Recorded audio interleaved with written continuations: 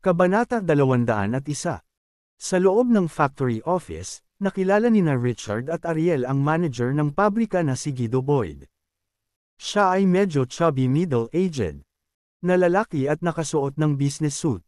Si Guido ay may kamay sa pang-araw-araw na operasyon ng pabrika na nangangasiwa sa maraming proseso kabilang ang produksyon, kargamento, at inspeksyon ng kalidad. Bahagi siya ng nangungunang pamamahala ng kumpanya, at maaaring ituring pa nga na isa sa mga big shot.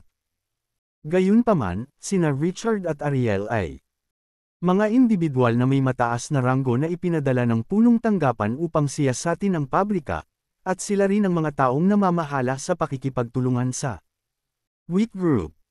Si Ariel, sa partikular, ay itinuturing na isang makapangyarihang tao sa mga nangungunang hanay ng punong tanggapan, kaya't kailangang maging maingat si Guido sa kanilang paligid. Miss Summers, Mr. Wolf, hayaan mo akong ipakita sa iyo ang dalawa sa paligid ng workshop, magalang na alok ni Guido. Ayos lang, Mr. Boyd. Nandito kami ni Mr. Wolf sa isang informal na pagbisita. Titingnan lang natin ang sitwasyon dito. Maaari mong ipagpatuloy ang iyong mga karaniwang tungkulin sa halip na ikaw mismo ang magdadala sa amin sa workshop. Basta may maghatid sa amin dyan, isang matipid na ngiti ang ibinigay sa kanya ni Ariel. I see. Well, ayos lang din. Saglit na nag-isip si Guido at saka tinawag ang namamahala sa production management ng workshop. Ang pangalan ng namamahala ay Stanley Wallace. Sa 37 o 38 taong gulang, ang kanyang katamtamang pangangatawan at bahagyang tanned na balat ay ginawa siyang parang isang taong may maraming kasanayan at karanasan sa trabaho. Miss Summers, Mr. Wolf, ito si Stanley Wallace, ang pinuno ng pagawaan ng aming pabrika, maikling pagpapakilala ni Guido. Stanley, itong dalawa dito ay sina Miss Summers at Mr. Wolf mula sa punong tanggapan. Maaari mo bang dalhin sila sa work? Para sa akin at hayaan silang tingnan ang sitwasyon doon. Utos ni Guido. Kami ay nagpapasalamat sa iyong tulong, Mr. Wallace, magalang na ngumiti si Richard. Masyado kang magalang, Mr. Wolf. Ito ang aking tungkulin. Please come with me, magalang na sagot ni Stanley. Pagkatapos ay dinala niya sina Richard at Ariel sa workshop. Mayroong mahigpit na mga kinakailangan sa lugar para sa pagpasok sa cosmetics production workshop. Karaniwang kailangan ng isa na magsuot ng in-room suit, isang sombrero, guantes, at maskara. Ito ang unang pagkakataon na nakita ni Richard ang ganoong bagay, at kinailangan niya ng kaunting pagsisikap upang maisuot ang lahat. Pagpasok sa workshop, pinangunahan ni Stanley sina Richard at Ariel upang tingnan ang bawat proseso. Dahil nakasuot sila ng cleanroom suit at iba pa, ang kanilang mga pagkakakilanlan ay nakatago. Walang naaga sa kanila ang atensyon dahil walang nakakaalam kung sino sila o kung para saan sila naroon. Matapos obserbahan ang buong proseso ng gulong, nagkaroon si Richard ng pangkalahatang pag-unawa sa kung paano ginawa at pinino ang produkto, kaya naabot ang layunin ng kanilang paglalakbay. Sabay na lumabas ng workshop ang tatlo. Hinubad nina Richard at Ariel ang lahat ng protective gear at naghanda ng umalis. Sandali lang, Miss Summers. Tawag ni Stanley ngunit hindi na niya itinuloy ang kanyang pangungusap. May problema ba, Mr. Wallace? May kailangan ka ba? Curious na tanong ni Ariel. Saglit na nag-alinlangan si Stanley, ngunit hindi nagtagal ay tila napagpasyahan niyang sabihin sa kanya at maingat na sinabing, Miss Summers. Nagpatuloy siya, hindi lamang nito pinapataas ang mga gastos sa produksyon ng kumpanya. At nagdudulot ng maraming hindi kinakailangang basura. Binabawasan din nito ang pagiging produktibo ng aming mga empleyado, na nagiging sanhi ng pagbaba sa aming sweldo B. Santa's here. Buksan ang iyong mga regalo. Kabanata 202. Bahagi ng salary package ng Elegante Group ay isang performance bonus, at dahil nabigo ang production capacity na maabot ang mga naunang kinakailangan, ang performance bonus ay mababawas sa kalahati. Nangangahulugan ito na Mababawasan ng humigit kumulang $150 bawat buwan ang sweldo ng isang mababang level na empleyado ng walang magandang dahilan, kaya natural lang na magreklamo ang lahat tungkol dito. 2 beses ang mga dahilan ni Stanley sa pagpapalam kay Ariel. Sa isang banda, naramdaman niya na ang mga hilaw na materyales ay hindi na kasing ganda ng dati, at sa kabilang banda, nasa isip din niya ang pinakamahusay na interes ng kanyang mga empleyado. Problema, sabi mo.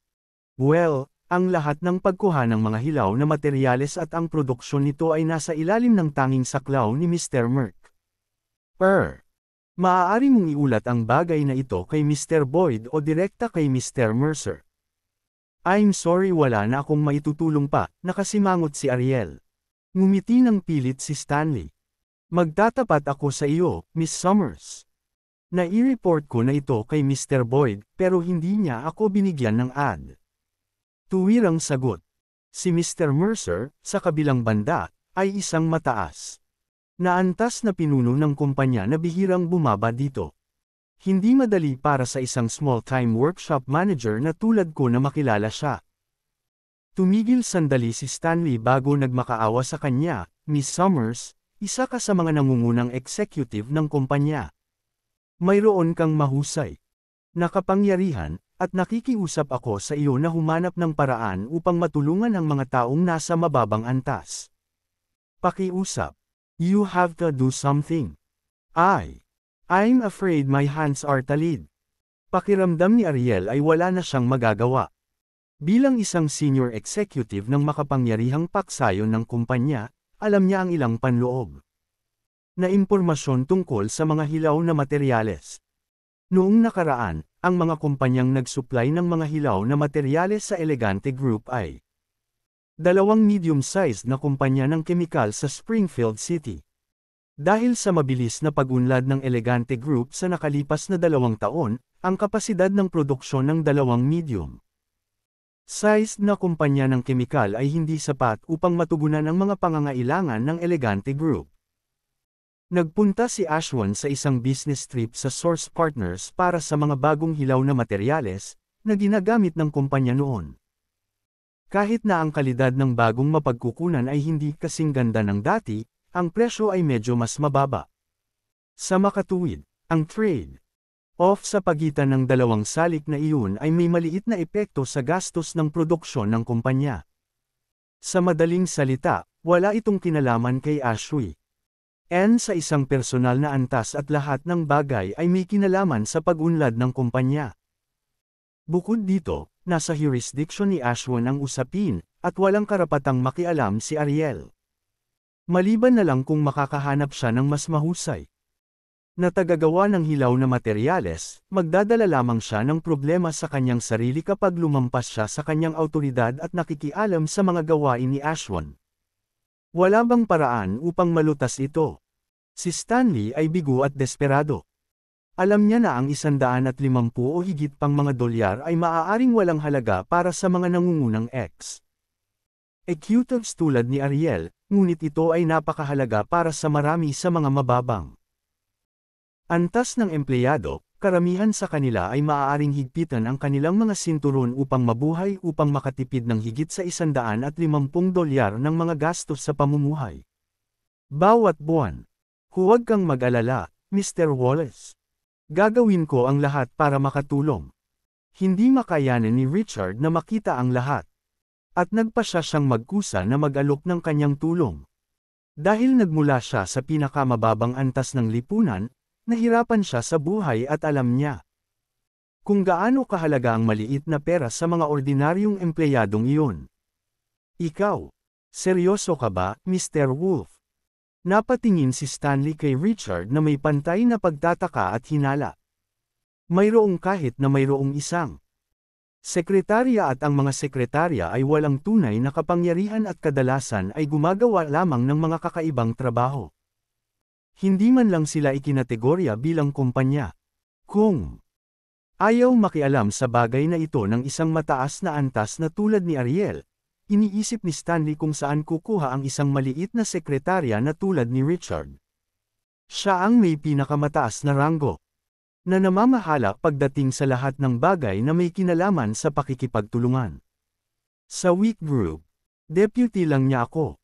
Ang mga produktong kasalukuyang ginagawa ng iyong pabrika ay ibinibigay lahat sa Wick Group. Sino ang may buong awtoridad sa kanila? Giit ni Ariel. Kabanata 203 maaaring walang karapatang manghimasok si Ariel sa mga bagay na kinasasangkutan ni Ashwin, ngunit si Richard bilang ang taong namamahala sa pakikipagtulungan sa Wick Group ay may karapatang makialam sa anumang isyu na may kaugnayan sa mga produkto ibinibigay. Wala sa kanyang mga aksyon ang maituturing na lampas sa kanyang awtoridad. Ano? Ako? Napatulala si Stanley. Hindi niya pinangarap na ang isang maliit na sekretarya na tulad ni Richard ay magkakaroon ng napakalaking awtoridad, hanggang sa ang isang mas mataas na ranggo tulad ni Ariel ay nagtatrabaho sa ilalim niya. Ito ay hindi kapani-paniwala, at ito rin ang unang pagkakataon na narinig niya ang tungkol sa isang kamangha-manghang sekretarya. Huwag kang mag-alala, Mr. Wallace. I-relay ko ang iyong mensahe kay Miss Young word later, and I'll try my best to help everyone get the benefits they deserve, same time na pangako ni Richard. Salamat, Mr. Wolf. Maraming salamat. Tuwang-tuwa si Stanley. Tuwang-tuwang hinawakan niya ang kamay ni Richard, yumuko sa kamay ng huli. At nagpasalamat. Masyado kang mabait. Mr. Wallace. Ganito dapat. Nakangiting sabi ni Richard. Ginawa ni Stanley ang kanyang ginawa para sa kapakanan ng mga empleyadong nasa ilalim niya, na nagpapatunay na isa siya sa mga bihirang at etikal na pinuno. Ito ay isang saloobin na nakakuha ng paggalang ni Richard. Nang makita ni Ariel na kusang loob na sumang-ayon si Richard, ibinuka niya ang kanyang bibig para magsalita ngunit pinigilan ang sarili na gawin iyon. Kung maaari, Mr. Wolf, sabi ni Stanley, may isa pang bagay na gusto kong sabihin sa iyo. Nagtrabaho ako sa kumpanya ng halos 10 taon, at nasaksihan ko ang mabilis na pag-unlad at pag-unlad ng kumpanya sa nakalipas na 2 taon. Bagamat hindi ako ganoon kakayat sa maraming aspeto, mayroon pa rin akong karanasan sa paggawa at pagpino ng mga kosmetiko. Pagkatapos ay nagpatuloy si Stanley, medyo nag-aalangan, nakagawa ako ng ilang maingat na pag-aaral at nalaman ko na ang pagsasama-sama ng mga hilaw na materyales ay magpapatuloy ng mas maayos hanggat ang ilang mga sangkap na nakakatulong sa idinagdag ang proseso sa panahon ng pagpipino. Ang kahusayan sa pagpino ay maaari ding tumaas. Bilang karagdagan, maraming mga high-end na kosmetiko sa merkado ang nagpasikat ng mga cosmeceutical. Sa palagay ko ang pagdaragdag ng ilang mga halamang gamot ay hindi lamang makikinabang sa kahusayan ng pagkuha, ngunit mapahusay din ang epekto ng mga pampaganda. Mga kosmetiko. Magandang mungkahi yan. Ito ay hindi bababa sa nagkakahalaga ng isang shot. Naningkit ang mga mata ni Richard. Nagkaroon siya ng ilang matapang na ideya matapos. Ipaalala ni Stanley.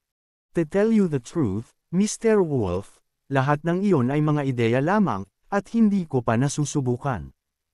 After all, failure might probably cause the company to suffer huge losses. Napakamot ng ulo si Stanley sa kahihiyan. Hindi siya bahagi ng research and development team ng kumpanya, at malayo siya sa kahulugan ng isang propesyonal sa maraming aspeto. Binuod lang niya ang ilang ideya batay sa kanyang mga taon ng karanasan nang hindi talaga alam kung magiging epektibo ang mga ito o hindi. Huwag kang mag-alala. Iwanan mo sa akin ang praktikal na bagay na iyon. May paraan ako. Ngumiti si Richard. Sa pagsali sa kumpanya hindi pa katagal, alam niyang si Stanley, samantala, ay may maraming karanasan sa buong proseso ng paggawa ng kosmetiko at alam niya ang lahat sa intimate data. Dapat bang makipagsanib puwersa si Richard kay Stanley at gamitin ang kani-kanilang mga lakas upang umakma sa isa't isa, makakatulong sila sa kumpa? Baliw ka ba, Richard? Kung gusto ng kumpanya na gumawa ng inobasyon, kailangan itong dumaan sa maingat na pagsusuri at paulit-ulit na pananaliksik. At the department, ang proseso mismo ay tatagal ng hindi bababa sa ilang buwan.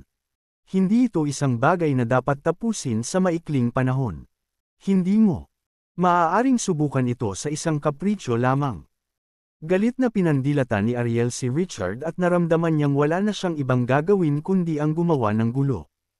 Hindi ako baliw. Ganti ni Richard. Kabanata 204. Huwag kang mag-alala. Ako ay lubos na tiwala tungkol dito.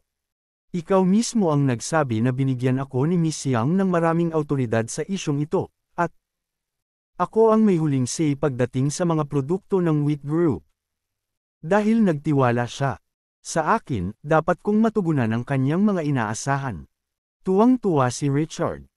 Bagamat ang Departamento ng Pananaliksik at Pagpapaunlad ng kumpanya ay napuno ng mga propesyonal, sila ay mga empleyadong layaw na. Nakaupo lamang sa opisina buong araw.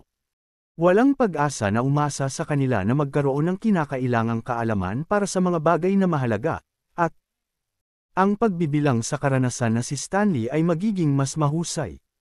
Higit sa lahat, buong tiwala si Richard sa kanyang mga kasanayang medikal, at ang tanging bagay na kulang sa kanya sa ngayon ay isang pag-unawa sa iba't ibang aspeto ng produkto. Tamang-tama si Stanley para umakma sa kanya sa mga lugar kung saan wala siyang kinakailangang kaalaman. Masyado kang nagbabasa sa pahayag ni Iris. Suko na ako. Nagngangalit si Ariel sa galit. Hindi niya akalain na ang isang karaniwang tao tulad ni Le Sa ay maaaring makatulong sa kumpanya na madagdagan ang kahusayan sa pagpino o makagawa ng mas mahusay na mga kosmetiko, lalo na noong siya ay nagsimula. Sa kumpanya hindi pa gaanong katagal. Ito ay simpleng hindi makatotohanan. Gayunpaman, nagpasya si Ariel na maaari rin niyang hayaan si Richard na gawin ang gusto nito at subukan ito. Kung tutuusin, susuko si Richard kapag nataman siya ng pader. Ang kailangan lang niyang gawin ay manatili sa tabi ni Richard sa lahat ng oras at pigilan si Richard na magdulot ng anumang malaking pagkalugi sa kumpanya. Mr. Wallace, bumalik tayo sa workshop para tingnan muli. I'd appreciate it if you could explain everything to me in depth. And share your ideas with me also, nakangiting sabi ni Richard. Pagkatapos ay nagbihis silang tatlo ng kanilang mga damit na panlinis at bumalik sa pagawaan.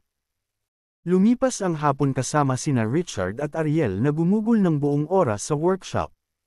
Sa detalyadong paliwanag ni Stanley, unting nagkaroon ng magaspang na ideya si Richard kung paano lutisin ang sitwasyon. Ang huling piraso ng jigsaw ay ang paglalagay ng ideya sa pagsasanay. Pagkalabas ng workshop, naglakad sina Richard at Ariel patungo sa parking place. Nasisiraan ka na ba ng bait, Richard? Sumang-ayon kang tumulong sa paglutas ng isyo ng mga bonus sa pagganap ng empleyado at pupunta ka sa Dev. Elap Cosmeceuticals. May misyon ka ba para asarin si Ashwin? Galit na pinandilatan ni Ariel si Richard. Ang una sa dalawang isyo na iyon ay may kaugnayan sa mga hilaw na materyales, habang ang isa ay may kaugnayan sa produksyon. Parehong nasa ilalim ng saklaw ni Ashwin. Sa pamamagitan ng pagkukusa na manghimasok ng hindi nakakakuha ng pahintulot ni Ashwin, halos hinahamon ni Richard ang awtoridad ni Ashwin. Halos tiyak na sasabog sa galit si Ashwin pagkatapos malaman ang nangyari. Gusto ko lang tumulong sa mga lower level na empleyado natin. Hindi ko sinasadyang masaktan si Ashwin, at wala akong kontrol sa kanya kung hindi niya maintindihan ang mga intensyon ko. Nagkibit-balikat si Richard. Si Ashwin ang karibal niya sa pag-ibig at magkalaban sila. After what happened at the previous night, Ashwin probably already hated him to the core. Malamang na magtataglay pa rin ng sama ng loob si Ashwin. Sa kanya hindi alintana kung na-provoke niya si Ashwin o hindi, kaya sa ugat na iyon, walang dahilan para matakot siya kay Ashwin. I know you mean well, but tumanggi si Ariel na magpatuloy at ipinakita ang pagnanais na ipagpatuloy ang pag-akit kay Richard. Gayunpaman, pinutol niya ang no buts. Maging tapat tayo, ang parehong kahusayan sa pagpino at mga bonus ay magkakaugnay. Hanggat ang kahusayan ay maaaring tumaas at mas mahusay si Gagawin ko ang aking makakaya upang matulungan siya dito. Gagawin ko ang sinabi ko at hindi ako basta-basta susuko. Mariing sabi ni Richard. Ang dahilan kung bakit ang mas mababang antas ng mga bonus sa pagganap ng mga empleyado ay hinati ay ang mga bagong pinagkukunan ng hilaw na materyal ay hindi kasing ganda ng mga nakaraang hilaw na materyales, kaya humahantong sa pagbaba sa kahusayan ng pagpipino. Si 205. Amelia. Napahawak ako kay Leo, at inakbayan niya ako. Naramdaman ko ang pag-vibrate ng lobo niya, at uminit ang katawan niya. Huminto si Leo at hinubad ang sando ko. Habang ginagawa niya ito, mayroon siyang mga mata ng lobo. Talagang sinusubukan niyang kontrolin at dahan-dahan ang mga bagay, ngunit nag-alinlangan akong gusto iyon ni Black. Si Aurora ay lumalabas din, at umaasa akong ito ang para sa atin. Hinubad ni Leo ang sando ko habang pareho kaming nakaluhod sa kama na magkaharap. Ang kanyang mga mata ay nasa akin, at pinanood ko silang naglalakbay sa aking katawan. Inabot niya ang aking dibdib gamit ang dalawang kamay at marahang pinisil. Napaungol ako. Ungol naman ang sagot niya. Naramdaman kong hinahaplos ng hinlalaki niya ang matigas kong mga utong, at pinaikit ko ang aking mga mata upang sarap sa pakiramdam. Inihiga ako ni Leo at pinuntahan ang matigas kong mga utong gamit ang kanyang bibig. Naramdaman ko ang mainit niyang labi sa isa kong utong, at ang kanyang dila ay pamitik sa dulo, at pagkatapos ay sinipsip niya ito ng marahan habang hinahaplos ng kanyang hinlalaki ang kabilang utong. Nakipaghiwalay na ako kanina. Nakahanda na ang katawan ko para sa kanya, at alam niya iyon. Naramdaman kong nalaglag ang lace panty ko. Naisip ko na ginamit niya ang kanyang mga kuko upang putulin ang mga gilid upang mahulog ito. Naamoy ko ang aking basa, at alam kong kaya niya. Iniwan niya ang utong at hinaypan ito. Nang marahan, ang malamig na hangin ay nagpatayo ng mga balahibo sa aking likuran, at higit pa ang aking inaasahan. Naramdaman ko ang labi niya sa kabilang utong, at sinipsip niya ito. Umungol, pinasadahan ko ng daliri ko ang buhok niya. Sinusubukan kong humanap ng paraan para mahawakan ang kasiyahang natatamo ko. Naglalakbay ang mga daliri niya sa katawan ko, at naramdaman kong naghiwalay ang mga labi ko. Basa ka, Moonlight, pag-uugnay niya sa akin, at napaungol ako bilang tugon. Wala talaga akong pakialam. Nakapikit ang mga mata ko, at naramdaman at nasasarapan ako sa lahat ng ginagawa niya. Hinaplos niya ang nerve bundle ko gamit ang kanyang hinlalaki. Mas ibinuka ko ang mga paa ko para sa kanya. Bumaba siya sa hiwa ko at pinasok niya ang daliri niya sa loob ko, hinihigop at dinidilaan niya pa rin ang utong ko. Tinagilid ko ang ulo ko para sarap sa pakiramdam. Ang pagbibigay sa kanya ng buong kontrol at pag-access upang gawin ang anumang gusto niya sa akin. Ang aking pader ay kumapit sa kanyang daliri, at gusto ko pa. Gusto kong palalimin pa niya at pagaanan ang mga masakit na bahagi sa loob ko. Gusto ko ang kanyang titi. Naramdaman kong nagdagdag siya ng dagdag na daliri at dahan-daang pinalabas-pasok ako. Lumipat siya mula sa aking mga utong pabalik sa matamis na lugar sa aking leeg at sinipsip ang balat. Nilabas-masok pa rin niya ang aking puke gamit ang kanyang mga daliri. I want you inside me, Leo, daing ko. Naiinip ako. Gustong pawiin ang lahat ng sakit na nararamdaman ko. Gusto kong punuin niya ako at pasukin. Leo, sabi ko, at umungol siya, humihigop pa rin. Siya ay tinatangkilik ang kanyang sarili. Naramdaman ko rin. Pinakiramdaman ko ang kanyang titi gamit ang aking kamay dahil sa pagkainip. Mahirap ito, at gusto nitong nasa loob ko. Pinulupot ko ang kamay ko sa gilid ng pantalon niya, at tinanggal niya ang mga kamay niya. Aking puke. Iminulat ko ang aking mga mata upang makita kung ano ang ginagawa niya at napagtantong hinubad niya ang kanyang pantalon. Ako ay sabik para dito. Ang kanyang titi ay lumuwag, matigas at tuwid, na nakaturo sa akin.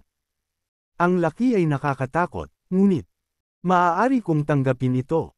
Gusto ko ito. Hinalikan niya ako at inilagay ulit ang mga daliri niya sa akin. Ang aking tiyok ay nakakuyom. Nang hindi mapigilan. Muli kong inabot ang kanyang titi at dinama iyon. Ungol ni Leo. Nagustuhan niya. Nagustuhan niya na. Hinawakan ko ito. Humiwalay ako sa halik at nagkusa. Napaatras ako ng kaunti hanggang sa nakaluhod na siya. Ipinagpalagay ko rin ang posisyong nakaluhod, at yumuko para kunin ang kanyang titi sa aking bibig. Matagal ko nang gustong gawin ito. Ito ang pagpapakita ko ng pagpapahalaga sa lahat ng pagmamahal na nakukuha ko. At inilapit sa kanya upang ilibing ang kanyang sarili sa loob ko. Sinamba ko ang dulo gamit ang aking dila bago ito sinipsip. Hinawakan ni Leo ang aking buhok sa kanyang kamao at umungol, itinulak ang kanyang baywang pataas, na nagbibigay sa akin ng akses sa kanyang titi. Itinulak ko ang ulo ko dito, at napaungol siya. Dahan-dahan niyang tinulungan ang ulo ko hanggang sa tumama siya sa likod ng lalamunan ko, at napanganga ako, ngunit hindi ako tumigil. Sinimulan kong iangat ang ulo ko. Kinuha ang kanyang titi sa abot ng aking makakaya at gamit ang aking kamay sa natitirang bahagi ng kanyang baras. Tanging ang aking tiyok lamang ang maaaring kumuha sa kanya sa lahat ng paraan. Amelia, Shamon bilang siya dahan-dahan fucked aking bibig sa kanyang titi. Maaari ba akong makipagkum sa iyo? Bibig. Nilink niya ako, at hindi ako tumigil. Iyon lang ang pahintulot na kailangan niya. Ilang beses na niya akong tinikman, at gusto ko rin siyang matikman. Gusto kong malaman kung ano ang lasa ni Leo. Nagsimula siyang gumalaw ng mas mabilis, ngunit marahan siya tungkol dito hanggang sa tumahimik siya. At naramdaman ko ang kanyang mainit na kum sa aking lalamunan. Napalunok ako at sinipsip ang dulo. Hinawakan niya ang buhok ko ng marahan. Natuwa siya. Kahit hindi niya sabihin, ramdam ko. Kailangan kong pasalamatan si Linda para sa tip na ito. Matigas pa rin siya nang bitawan ko ang kanyang titi sa aking bibig, at tumingin ako sa kanya. Ang kanyang mga mata ay ganap na itim. Mate, sabi niya, at alam kong itim iyon at magkasama si Leo. Dumampi ang labi niya sa labi ko. At marahan akong inihiga sa kama. Gusto din kitang tikman, pag-uugnay niya sa akin, at ako ay nakahanda na. Gusto ko ang kanyang titi sa loob ko, ngunit ako ay pumunta sa kanyang bilis. Naglakbay siya pababa sa aking katawan, ibinaon ang kanyang mga daliri sa aking nakakuyom na piyok at sinimulang sipsipin ang aking clit. Dinilaan niya ang biyak ko sa pagitan ng pagsuso, at nagustuhan ko ito. Naramdaman ko ang pagtatayo ng aking paglaya, at ang aking mga balakang ay nagsimulang gumiling sa kanyang bibig ng mag-isa. Hanggang sa ang alon ng ecstasy ay nahuhugasan sa aking katawan, at hinukay ko ang aking mga daliri sa mga kumot na umuungol ng malakas. Leo, sigaw ko, mabilis na dumidikit ang mga dingding ko. Ngayon, daing ko, at ibinuko niya ang aking mga paa ng malapad at itinulak ang kanyang titi sa akin. Mahirap at mabilis, daing ko, idinidikta kung ano ang pinaniniwalaan kong magpapaginhawa sa aking pangangailangan. Nararamdaman ko ang mga nag-trigger sa lahat ng dako. Nagpump si Leo. Dalubhasa siya dito. Consistent at mabilis. Naramdaman ko ang panibagong build-up sa loob ko. Napakagaling. Ako ay isang daing. Daing ko sa bawat ulos. At bawat kilig. Nilapitan niya ako sa isa pang climax. Naramdaman ko ito. Sasama ako. Malabo ang kwarto. Pumikit ako ng tuluyan. Nanunood pa rin sa akin, hinailan niya ako hanggang sa lumuhad siya, at ako ay nasa ibabaw niya. Hindi gaanong kabigatan ang bigat ko dahil patuloy pa rin siya sa pagpasok sa loob ko, umuungol. Kasunod ng kanyang ritmo, ang aking katawan ay gumagalaw ng nakapag-iisa, gumiling ang aking tiyok sa kanyang titi. Pinuno ako at tinatamaan ang mga tamang lugar. Hinawakan ko si Leo, ibinaon ang mga daliri ko sa likod niya. Hinawakan ako ng kanyang malalakas na braso at ipinagpatuloy ang paghalik sa akin sa paraang gusto at kailangan ng aking katawan. Inilayo niya ang buhok ko sa leeg ko nang mag-climax ako at lumubog ang ngipin niya. Sumasabog ang orgasm. Ipinikit ko ang aking mga mata, at nakita ko ang mga bahid ng puting ilaw sa dilim. Ito ay baliw. Nakatayo ang buhok ko. Pakiramdam ko ay umalis ang aking espiritu sa aking katawan. Ang pakiramdam ay damaloy sa aking mga ugat sa aking ulo. Naramdaman kong may pumutok sa lugar. Sigaw ko habang nakapikit.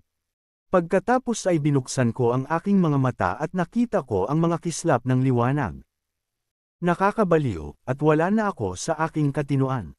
Naramdaman kong lumabas ang lobo ko. Kusang kumilos si Aurora.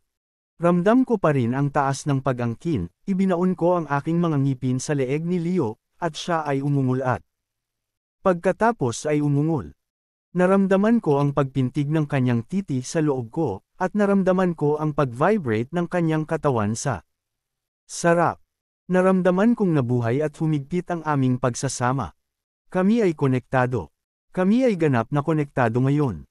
Si Black ay konektado kay Aurora at ako kay Leo.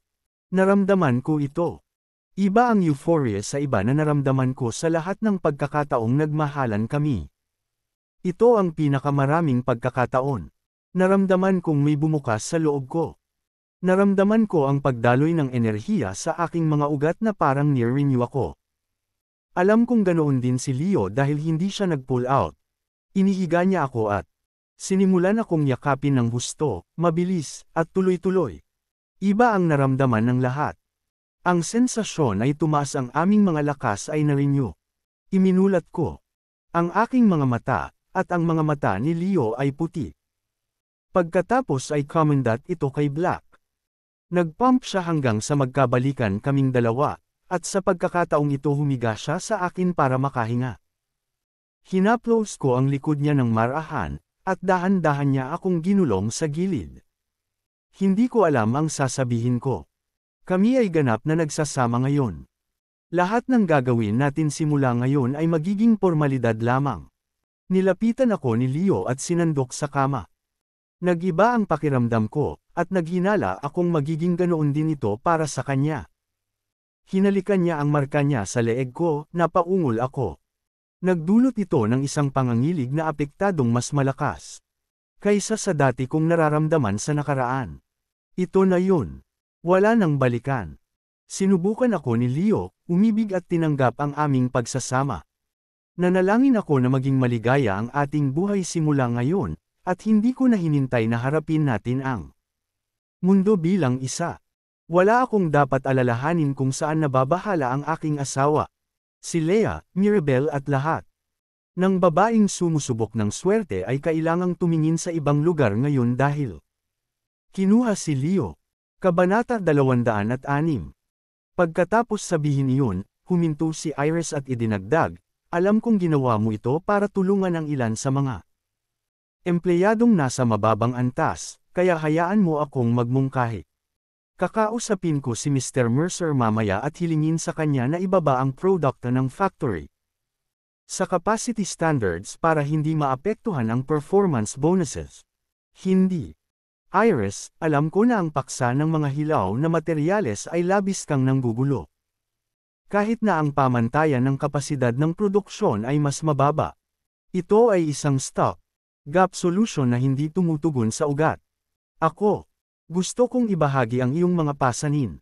Sabi ni Richard na nagpalakas ng loob. Ikaw. Natigilan si Iris, at isang hindi maipaliwanag na init ang bumalot sa kanyang puso. Tama ang hula ni Richard, ang isyu ng hilaw na materyales ay isa nga sa palagiang problema niya.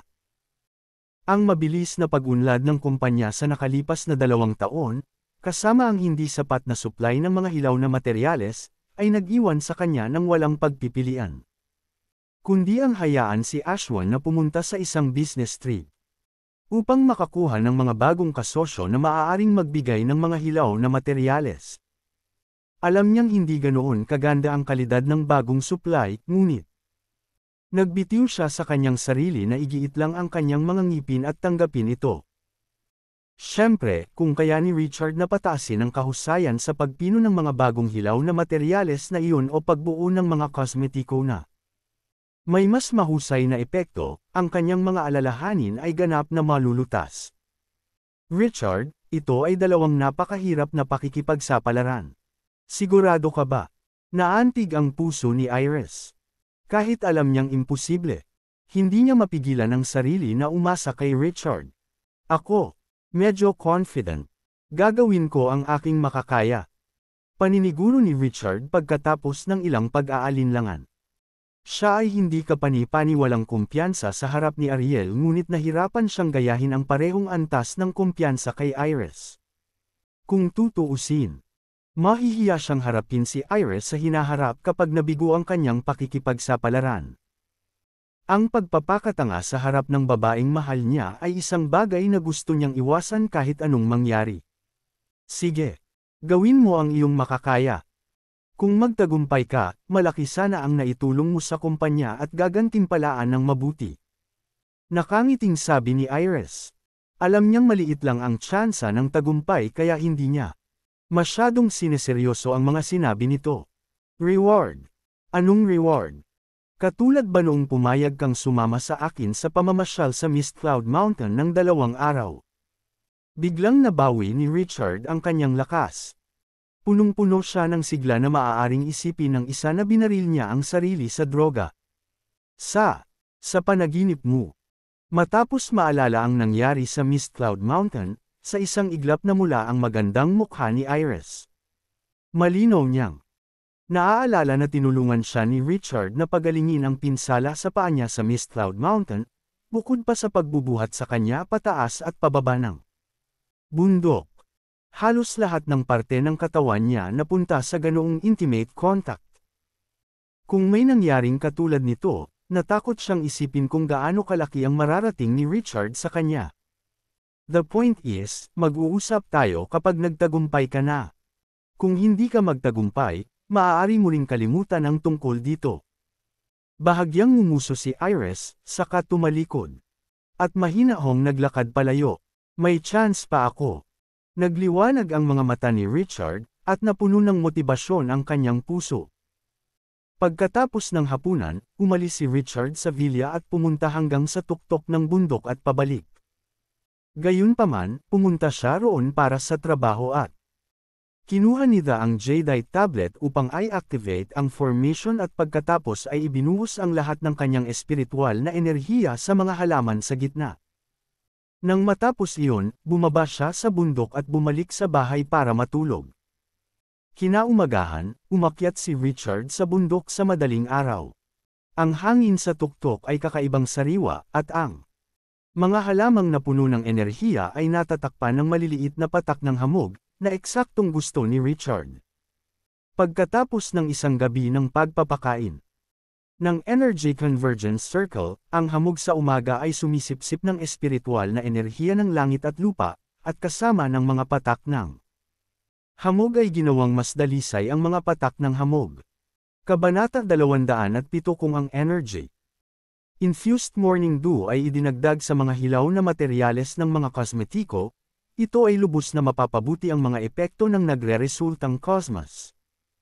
Utical at magsusulong ng mas mahusay na pagsasama-sama ng mga hilaw na materyales. Narito, ang kagandahan ng kalikasan. Inipon ni Richard ang hamog sa umaga sa isang lalagyan.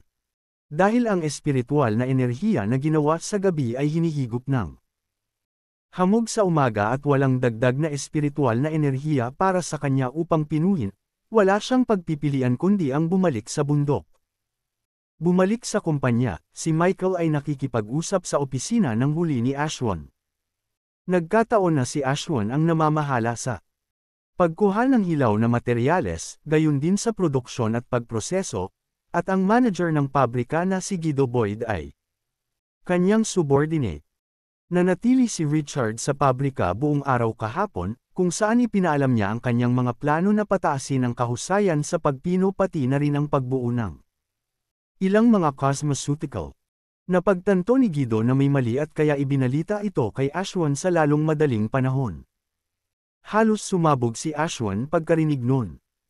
Alam niyang ipinagkatiwala ni Iris kay Richard ang kooperasyon na kinasasangkutan ng Wheat Group, at Kahit na nagdudulot ng gulo si Richard sa pagkukunwari ng pagsupply ng mga produkto, kaya lang niyang magnanga ang kanyang ngipin at tiisin ang lahat. Sa kabila ng matinding inis sa mga kinikilos ni Richard, napakabusog ni Richard sa sarili niya. Ang mga hilaw na materyales at produksyon ay nasa ilalim ng iyong jurisdiction. Sa pamamagitan ng arbitraryong pagkilos ng walang pahintulot mo, nilinaw niya na hindi kanya nirerespeto. Galit na sabi ni Michael. Ang mall dito, Richard. Medyo minamaliit ko siya kanina. Umaasa siya sa maliit na awtoridad na ibinigay sa kanya ni Miss Yang para isabotahe ang aking mga pagsisikap sa pagkuha ng mga hilaw na materyales at pangangasiwa sa produksyon. Isa siyang ambisyosong tao, at para sa akin ay sinusubukan niyang lumikha ng mga pagkakataon para palitan ako. Ipinatong ni Ashwin ang mga kamay sa mesa at tumayo. Ang kanyang ekspresyon ay ang pinakapangit kailanman. Sa bagay, kahapon lang niya napag-usapan si Michael tungkol sa planong pakialaman ng supply ng produkto at pahirapan si Richard. Gayunpaman, hindi niya akalain na makakabawi si Richard bago pa man niya mailabas ang kanyang unang hampas. Kahit sino ay maaaring isipin ang paghihirap sa kanyang puso. Mr. Mercer, ano ang dapat nating gawin ngayon? Ang mga hilaw na materyales ay palaging isang bagay na pinagkakaabalahan ni Miss Yang. Kung talagang kayang pataasin ni Richard ang kahusayan sa pagpino, lutisin ang mga nakatagong isyu ng mga hilaw na materyales na ito, o kahit na bumuo ng mas mahusay na cosmeceuticals, sigurado akong mas pahahalagahan niya ito. Nag-aalangan na wika ni Michael. Alam na alam niyang si Iris ang pinaka-nag-aalala sa dalawang isyong iyon sa ngayon. Kung kaya ni Richard na lutisin ang kahit isa sa mga problemang iyon, ang kanyang posisyon sa puso ni Iris ay maaaring mas matibay pa, perhaps to the extent of being above Ashwin. Hindi mangyayari. Ang dalawang isyong iyon ay napakahirap hawakan. Hindi niya kayang lutisin ito ng ganoon kadali. At saka, marami. At department na wala man lang magawa tungkol dito. Paano mo inaasahan na magtatagumpay siya kung siya ay isang talunan na nagtapos sa isang Universidad ng Raid? Malamig na sanggal ni Ashwin. Maaaring tama ka, ngunit mas mabuting maging ligtas kaysa magsisi. May supporter din siya kay Ariel. With her around, the two of them Bagamat hindi siya naniniwala na kaya ni Richard na tapusin ang dalawang gawaing iyon, mapapabuti pa rin niya ang ilan sa production tree. Hindi yun magandang bagay para kay Ashwin. Iyon ay isang wastong pag-aalala. Kailangan nating mag-ingat. Saglit na nag-isip si Ashwin at maya-maya ay may naisip siyang ideya. Mayroon akong level meeting sa kalahating oras.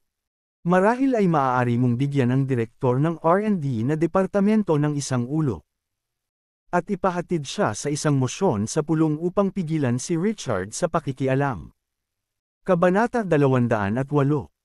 Ipinagpatuloy ni Ashwin, makikipag-ugnayan ako sa ilang senior executive at susubukang makipagtulungan sa R&D department para bigyan ng pressure si Richard. Sa panahon ng pagpupulong, magtutulungan tayong lahat para pigilan si Richard sa kanyang paraan. Gotcha. Tumango si Michael at naglakad palabas ng opisina. Sa kabilang banda, aalis na sina Richard at Ariel patungo sa pabrika, ngunit nang marinig nila ang balita na si Iris ay nagdaraos ng isang mataas na antas na pagpupulong, nagpasya silang isa-isantabi ang kanilang mga plano at sabay na maglakad patungo sa silid ng pagpupulong. Nasa loob na ng meeting room ang mga executive ng kumpanya nang dumating sina Richard at Ariel. Sa puntong iyon, narinig ang kalabog ng takong at pumasok si Iris sa conference room kasama ang kanyang sekretarya na si Gracie. Agad na tumahimik ang orihinal na maingay na meeting room nang pumunta si Iris sa headset at umupo. Dahil ito ang aming nakagawiyang pagpupulong, nais kong ipakita ng lahat ng departamento ang mga ulat ng pag-unlad at ulat ng negosyo noong nakaraang buwan. You can also raise any issues you might have. Walang pakialam na sabi ni Iris. Ang kanyang ekspresyon ay malamig at kalmado gaya ng dati. Miss Young, marahil ay maaari akong kumatawan sa Departamento ng Pananalapi upang simulan ang mga bagay-bagay. Isang tusong 35 hanggang 36 taong gulang na dalaga ang tumayo. Siya ang direktor ng Departamento ng Pananalapi ng kumpanya, at sinimulan niya ang pulong sa pamamagitan ng pagbibigay ng detalyadong paliwanag sa mga paggasta sa pananalapi noong nakaraang buwan. Nang matapos ang ulat ng Departamento ng Pananalapi, ang mga direktor ng iba pang mga departamento ay tumayo ng isa-isa at isa.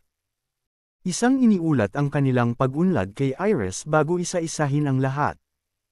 Si Richard ay isang karaniwang tao, at lahat ng bagay na ipinakita doon ay walang kinalaman sa kanya. Ang pakikinig sa kanila ay parang pakikinig sa isang lecture sa isang banyagang wika, at nakatulog siya.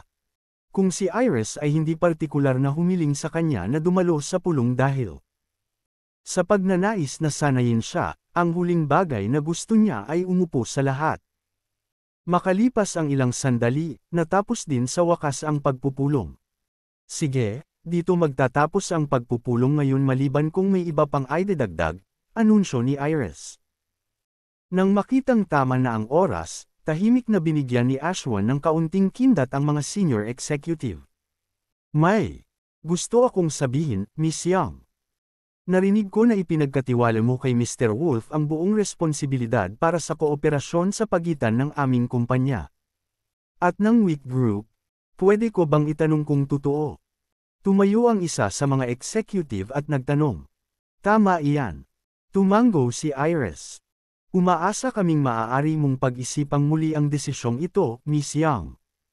Ang Wick Group ay kasalukuyang pinakamalaking kliyente ng aming kumpanya, at si Mr. Wolf ay isang bagong dating nakakapasok lang sa kumpanya.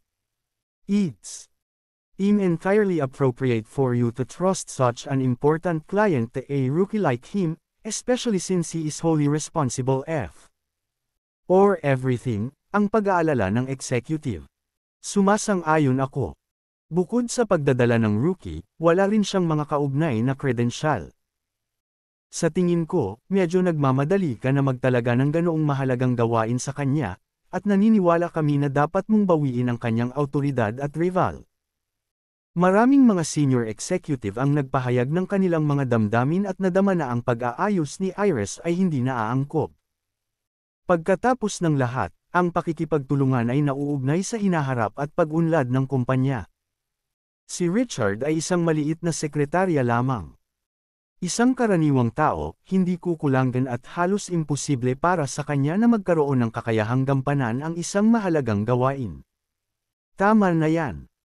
Alam kong kulang si Richard sa kanyang mga kakayahan, at sa halip ay hinihingi para sa kanya na kumuha ng ganoong mahalagang tugon na.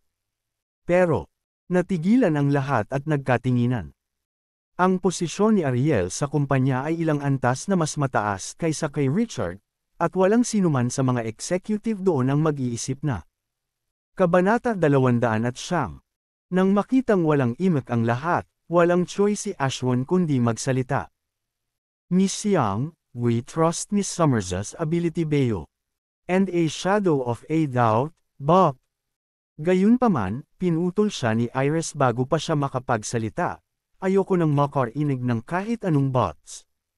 Si Richard ang nakakuha ng kontrata sa Wick Group, kaya makatuwiran na ang pakikipagtulungang ito ay dapat ipagkatiwala sa kanya. Ang bottom line ay ito.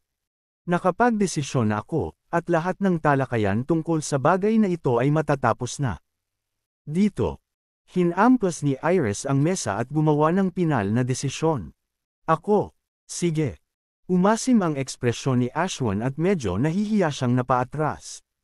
Noong una ay nagplano siyang makipag-ugnayan sa ilang mga executive para bigyan ng pressure si Richard at subukang pilitin si Richard na talikuran ang awtoridad na iyon. Hindi niya inaasahan na pahalagahan ni Iris si Richard ng higit pa sa inaakala niya, kahit na ibigay niya ang lahat para ipagtanggol si Richard at sayangin ang lahat ng pagsisikap ni Ashwan. Gayunpaman, hindi siya madaling sumuko, kaya tahimik niyang tiningnan si George Proctor, ang direktor ng Departamento ng Pananaliksik at Pagpapaunlad. Si George ay isang nasa katanghaliang gulang na lalaki sa kanyang 50s na may katamtamang taba na pangangatawan.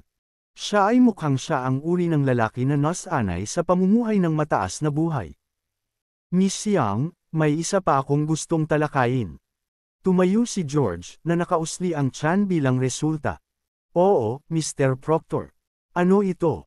Tanong ni Iris. Miss Young, wala akong pagtutol sa iyong desisyon na hayaan si Mr. Wolf na magkaroon ng buong awtoridad sa pakikipagtulungan sa Whitborough. Key. Gayunpaman, walang magandang magagawa kung walang mga patakaran at regulasyon. Nabalitaan ko na nagpunta si Mr. Wolf sa pabrika at nakialam sa produksyon at sa pagsusumikap ng aming departamento. Sa pagkukunwari ng pagbibigay ng mga produkto. Ang pag-uugali na ito ay hindi etikal. Kailangan mong manindigan para sa mga tao ng R&D Department, Miss Young. Reklamo ni George. Kinusat-kusot niya ang maliliit niyang mata na para bang naghihirap siya. Ang pinakamasamang kahihiyan. About that. Sumilay ang pagsimangot sa magandang mukha ni Iris. Alam niya ang tungkol sa plano ni Richard na pataasin ang kahusayan sa pagpino at bumuo ng mga cosmeceutical, at ang kanyang pagkakasangkot sa mga bagay na wala sa kanyang pananagutan ay maaaring ipakahulugan bilang lampas sa kanyang awtoridad. Magiging maayos at maganda ang lahat kung ang mga tao sa Departamento ng Pananaliksik at Pag-unlad ay pumikit dito, ngunit sayang, nagpa siya ang direktor na ireklamo ito sa kanya. Bilang isang resulta, si Iris ay inilagay sa isang masikip na lugar. Tumayo si Richard at sinabi, Mr. Proctor, alam ko na maaaring hindi nararapat ang aking pag-uugali, at taos-puso akong humihingi ng paumanhin sa bawat isa sa Departamento ng R&D. Gayunpaman, lahat tayo ay nagtatrabaho para sa iisang kumpanya, at naniniwala ako na ang pagsasaliksik at pagpapaunlad ng mga cosmeceutical ay likas na nauugnay sa mga benepisyo ng kumpanya. Sa kabuuan, mukhang walang anumang conflict kung isa sa alang-alang na ang aming mga layunin ay iisa. Anong ibig mong sabihin na walang conflict? Sagot ni George, una sa lahat, pinapasan mo ang isang mabigat na responsibilidad bilang taong namamahala sa pakikipagtulungan sa WIT Group. Marami ng importanteng bagay na dapat mong gawin, ngunit nakikialam ka sa mga gawain ng ibang departamento. Ang ganitong gawain ay katumbas ng isang pagpapabihis sa tungkulin. Pangalawa, dagdag ni George, ang pakikialam sa mga gawain ng R&D Department ay walang pinagkaiba sa VHURILE na kumukwestiyon sa ating mga kakayahan. Ipinapahiwatig mo na ang mga tao sa aming departamento ay walang kakayahan. Ang dalawang dahilan na ito ay dapat na sapat. Ang Departamento ng Pananaliksik at Pagpapaunlad ng Elegante Group ay kung saan ang mga empleyado ay binayaran ng pinakamahusay sa kabila ng kanilang mas mababang Hindi niya hahayaang mangyari iyon. Hindi natuwa si Ariel sa narinig. Hindi ako sang-ayon sa pahayag mo, Mr. Proctor. Kung tama ang pagkakaalala ko. Inaprubahan ni Miss Young ang malaking halaga ng pagpopondo sa pananaliksik at pagpapaunlad noon pang kalahating taon na ang nakalipas, lahat para sa iyong Kabanata 210. Gaano nakatagal mula noon walang anumang palatandaan ng pag-unlad o mga update mula sa iyong pagtatapos? Sinusubukan mo bang pigilan ang iba na magtagumpay? Sa kung ano ang nabigo mong gawin? Iyan ang ilang desperado na loika na mayroon ka doon. How dare you make such accusations? Sino ang nagsabi na ang aming R&D na departamento ay walang mga resultang ipapakita? Nakagawa kami ng mga pambihirang tagumpay mula nang maaprubahan ang pagpopondo at makakabuo kami ng mga high-end na kosmetiko sa lalong madaling panahon. Namula si George sa galit. Malapit na ba? Isang buwan? Isang taon. Napangisi si Ariel. Nairita si George. Hindi naman ganoon katagal. Mabibigyan kita ng garantiya na ang aming R&D department ay makakapaglunsad ng 3 magkakaibang cosmeceutical sa loob ng 1 linggo. 1 linggo. Talaga. Natigilan ang lahat. Walang inaasahan na ang Departamento ng R&D ay sa wakas ay may maipapakita pagkatapos ng mga buwan at buwan ng halos walang mga tagumpay. Magandang balita iyan. Hindi ko inaasahan na si Mr. Proctor ay maglalabas ng malaking revelasyon ng wala sa oras. Talaga. Ang aming kumpanya ay kasalukuyang tumutuon sa mas mataas na spectrum ng mid-end na mga kosmetiko, ngunit kung ang aming pananaliksik ay makakatulong sa amin na makagawa ng mas mahusay na gumaganang mga kosmetiko, maaari lamang naming makapasok sa high-end na merkado. Hindi lamang yan. Ang channel ng pagbebenta na kinokontrol ng WIC Group ay orihinal na high-end cosmetics market. Kapag naabot ng aming kumpanya ang pamantayang iyon, magkakaroon kami ng walang limitasyong potensyal para sa pag-unlad sa hinaharap. Ang lahat ay tuwang-tuwa at hindi napigilan ang kanilang mga sarili na magbigay ng thumbs up kay George at papuri sa kanila. Nang marinig ang mga papuri ng lahat, si George ay may mapang-asar na ngiti sa kanyang mukha at naging pro-uder pa siya habang hinihimas ang kanyang tiyan. Kung hindi ka naniniwala sa akin, ibibigay ko sa iyo ang aking nakasulat na salita na ang aming R&D department ay maglulunsad ng cosmeceuticals sa loob ng 1 linggo. Ako ay isang tao ng aking salita. Pagkatapos ay nagpatuloy si George, mayroon akong isang kahilingan, gayunpaman. Hindi dapat pahintulutan si Mr. Wolf na makialam sa mga gawain ng ating R&D department. Hindi namin kailangan ng isang karaniwang tao para sabihin sa amin kung ano ang gagawin. Ito. Nagsisimula ng kumbinsido si Iris. Ang pagbuo ng mga high-end na cosmeceutical ay maaaring magdala ng napakalaking benepisyo sa kumpanya, at ito ay isang bagay na palagi niyang nilalayo na gawin. Gayunpaman, siya. Saad na ni Richard. Nahahayaan niyang subukan ni Richard ang kanyang makakaya, na magiging awkward sa pagitan nila ni Richard kung urong siya. Sa kanyang pangako, halos mapangiti si Ashwan nang makita ang eksenang iyon. Alam na alam niya ang kahalagahan ng mga high-end na cosmeceutical sa pag-unlad ng kumpanya, at naniniwala siyang darating si Iris. Sa isang kompromiso, ang resulta ay tulad ng inaasahan ni Ashwan saglit na nag-alinlangan si Iris at ibinaling ang tingin kay Richard. Richard, dahil nakamit ng Departamentong R&D ang magagandang resulta, marahil ay maaari mo na lang itong ipaubaya sa kanila. Medyo nag-aalangan na tanong ni Iris. Kung ikukumpara sa mga professional sa departamentong iyon, pakiramdam niya ay mahihirapan siyang umasa kay Richard at ayaw niyang sayangin ni Richard ang kanyang enerhiya sa walang kabuluhan. Hindi sapat ang paglulunsad ng 3 magkakaibang cosmeceutical sa 1 linggo. Miss Young, masisiguro ko sa iyo na bubuo ako ng hindi bababa sa 10 iba't ibang mga kosmetiko sa parehong time frame. Sincere na sabi ni Richard. Rinig na hingal ang maririnig sa sandaling sinabi ni Richard ang pahayag na iyon. Nagulat ang lahat, at nagkaroon ng kagyat na kaguluhan. 10 kosmetiko sa 1 linggo. Mr. Wolf, sa tingin mo ba ito ay larong pambata? Hindi ka pwedeng magseryoso. Eksakto.